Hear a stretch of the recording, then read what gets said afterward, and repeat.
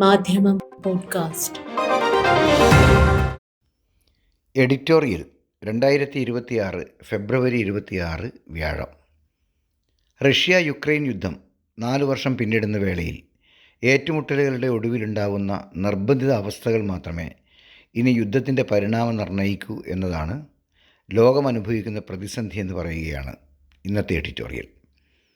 4 വർഷം പിന്നിട്ട Russia Ukraine യുദ്ധം. ഫെബ്രുവരി 24 4 വർഷം പിന്നിട്ട റഷ്യ യുക്രൈൻ യുദ്ധം സമാധാനത്തിലേക്ക് നീങ്ങുകയോ ഏതെങ്കിലും ഒരു കക്ഷിയുടെ വിജയത്തിൽ അവസാനിക്കുകയോ ചെയ്യുന്ന ലക്ഷണങ്ങളൊന്നും ദൃശ്യമല്ല. യുദ്ധം ഒഴിവാക്കാൻ 2022 ഫെബ്രുവരി 24 UN രക്ഷാസമിതി അവസാനവട്ട ശ്രമം നടത്തുന്നതിന് മുമ്പ് വരെ അമേരിക്കൻ ഇൻ്റലിജൻസ് ഏജൻസികൾ അതിർത്തിയിൽ എല്ലാ യുദ്ധലക്ഷണങ്ങളും കണ്ടിരുന്നെങ്കിലും യുക്രൈൻ അധികാരികൾ അത് അത്രത്തോളം അംഗീകരിക്കാൻ തയ്യാറായിരുന്നില്ല. അതിനാൽ സൈനിക സമാഹരണവും മറ്റും വൈകുകയും ചെയ്തു. രക്ഷാസമിതി ശ്രമത്തിനിടെ റഷ്യൻ പ്രസിഡന്റ് പുടിൻ കര കടൽ വ്യോമാക്രമണങ്ങൾ തുടങ്ങുകയാണ് എന്നറിയിക്കുകയായിരുന്നു.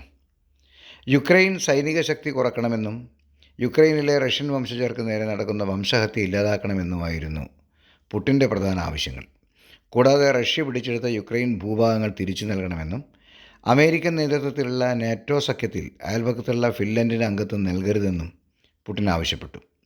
യുദ്ധം തുടങ്ങിയതോടെ US EU ആയുധ സഹായങ്ങൾക്ക് പുറമെ അന്നത്തെ US president Joe Biden, president പുടിനും വിദേശകാര്യമന്ത്രി ലാവ്റോവിനും റഷ്യയുടെ 4 പ്രമുഖ ബാങ്കുകൾക്കും മൊത്തം എണ്ണവാതക വ്യവസായത്തിനുമെതിരെ ഉപരോധം പ്രഖ്യാപിച്ചു. മാർച്ച് ആദ്യം UN പൊതുസഭയിൽ 191-ൽ 143 രാജ്യങ്ങളും യുദ്ധം അവസാനിപ്പിക്കാൻ റഷ്യയോട് ആവശ്യപ്പെട്ടെങ്കിലും വഴങ്ങിയില്ല. റഷ്യ യുക്രൈനെതിരെ ഉപരോധങ്ങൾ ഏർപ്പെടുത്തിയപ്പോൾ കയറ്റുമതിയും ഇറക്കുമതിയും തടസ്സപ്പെട്ടു. യുക്രൈൻ്റെ ഭക്ഷ്യവസ്തു കയറ്റുമതി നിലച്ചതോടെ ആഗോള ലഭ്യതയിൽ കാര്യമായ കുറവ് വന്നു. മറുവശത്ത് അമേരിക്ക റഷ്യക്കെതിരെ നടപ്പാക്കിയ എണ്ണ ഉപരോധം കാരണം അന്തർദേശീയ എണ്ണ വിപണിയിൽ അനുരണനങ്ങളുണ്ടായി. ലോക സമ്പദ് വ്യവസ്ഥകളെ ഉലക്കാൻ ഇതെല്ലാം ധാരാളമായിരുന്നു. US EU സഹായത്തോടെ യുക്രൈൻ റഷ്യൻ സൈന്യങ്ങൾക്ക് മേൽ ചെറുവിജയങ്ങൾ നേടിയെങ്കിലും റഷ്യയുടെ മേൽക്കൈ തുടർന്നു. ഇന്നിപ്പോൾ യുക്രൈൻ്റെ 20% ഭൂഭാഗവും റഷ്യൻ പിടിയിലാണ്.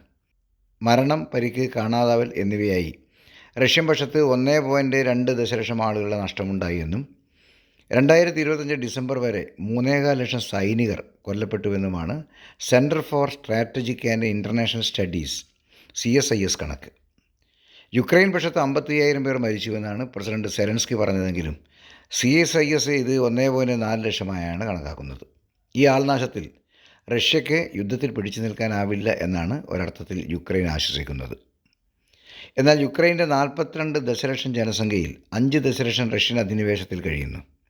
വേറെ ലക്ഷങ്ങൾ ഇതര രാജ്യങ്ങളിലേക്ക്, അവയിൽ കൂടുതലും യൂറോപ്പിലേക്ക് കുടിയേറി. 19,000 കുട്ടികളെ തട്ടിക്കൊണ്ടുപോയി എന്നും കരുതപ്പെടുന്നുണ്ട്. എങ്കിലും അത് 1,200-ൽ പരം മാത്രമാണെന്നാണ് യുക്രൈൻ പറയുന്നത്. സാമ്പത്തിക മേഖലയിൽ യുക്രൈനുണ്ടായ നാശനഷ്ടങ്ങൾ കാരണം പുനർനിർമ്മാണത്തിന് ഇനി $550 ബില്യൺ വേണ്ടിവരുമത്രേ. ഇത് രാജ്യത്തിൻ്റെ 2025-ലെ GDPയുടെ 3 ഇരട്ടിയാണ്. അമേരിക്കയും EU രാജ്യങ്ങളും ഏർപ്പെടുത്തിയ ഉപരോധം കാരണം റഷ്യയുടെ കഴിഞ്ഞ വർഷത്തെ വളർച്ചാ നിരക്ക് കേവലം 1% കുറഞ്ഞു. GDP വളർച്ചയുടെ കാര്യത്തിൽ യുക്രൈനാണ് കൂടുതൽ ക്ഷീണം. 2022-ൽ GDP 30% വളർച്ചയ്ക്ക് പകരം സങ്കോചമാണ് ഉണ്ടായത്. അത് കുറേയൊക്കെ തിരിച്ചു പിടിച്ച് 2025-ൽ 2% വളർച്ചയായി മാറി. ഇതിനിടയിൽ ജനങ്ങൾ അനുഭവിച്ച യുദ്ധക്കെടുതി വേറെ. ഭക്ഷ്യവസ്തുക്കൾ ഉൾപ്പെടെ അവശ്യ സാധനങ്ങളുടെ വില കുതിച്ചുയർന്നു. റഷ്യയുടെ കാര്യത്തിൽ നാണ്യപ്പെരുപ്പം ഭീതിതമാംവിധം ഉയർന്നു. യുക്രൈൻ ആണെങ്കിൽ 2022 മുതൽ ബജറ്റിൻ്റെ പകുതിയിലധികം യുദ്ധാവശ്യങ്ങൾക്ക് ചെലവഴിക്കുന്നു. റഷ്യയും 30% ചെലവഴിച്ചെന്നാണ് കണക്ക്. യുക്രൈനിൽ തൽഫലമായി വിദ്യാഭ്യാസം, ആരോഗ്യം, സാമൂഹിക സുരക്ഷ എന്നീ അടിസ്ഥാന ഇനങ്ങളിലെ ബജറ്റ് നീക്കിയിരിപ്പ് അതനുസരിച്ച് കുറയുകയും ചെയ്തു. റഷ്യക്കത് അത്ര ക്ഷീണമുണ്ടാക്കിയിട്ടില്ല. യുദ്ധക്കെടുതിയാൽ ജനങ്ങൾ പൊറുതിമുട്ടുമ്പോഴും അതോർത്ത് ഭരണാധികാരികൾ എത്രത്തോളം വ്യഥ അനുഭവിക്കുന്നുണ്ട് എന്നതിൽ കിടക്കുന്നു സമാധാനത്തിൻ്റെ ഒരു മാർഗം. റഷ്യയുടെ കാര്യത്തിൽ പുടിൻ എന്ന ഒറ്റ വ്യക്തിയുടെ കടുംപിടുത്തത്തിലാണ് ഈ യുദ്ധം ഇത്ര നീണ്ടതെന്ന് കരുതുന്ന നിരീക്ഷകർ ഏറെ. നാറ്റോ എന്ന സൈനിക സഖ്യത്തിന് വാതിൽപ്പടിയിൽ പുതിയ രംഗം ഉണ്ടായിക്കൂടാ എന്ന റഷ്യ വാശി പിടിച്ചത് യുദ്ധത്തിൻ്റെ ആവശ്യങ്ങളിൽ ഒന്നു മാത്രമായിരുന്നു. എന്നാൽ ഫിൻലാൻഡ് 2023-ൽ തന്നെ അംഗമായത് പ്രശ്നത്തെ പുതിയ തലത്തിലെത്തിക്കും. റഷ്യ യുക്രൈനിൽ നിന്ന് 2014-ൽ തന്നെ പിടിച്ചടക്കിയ ക്രീമിയയും 2022-ലെ യുദ്ധത്തിൽ കയ്യേറിയ ഡോണസ്ക്, ലുഹാൻസ്ക്, ഖെർസൺ, സപ്പോരിയ എന്നീ പ്രദേശങ്ങളും വിട്ടുതന്നാൽ മാത്രമേ ഏത് സമാധാന നിർദ്ദേശവും സ്വീകാര്യമാവൂ എന്നുമാണ് റഷ്യൻ വാദം.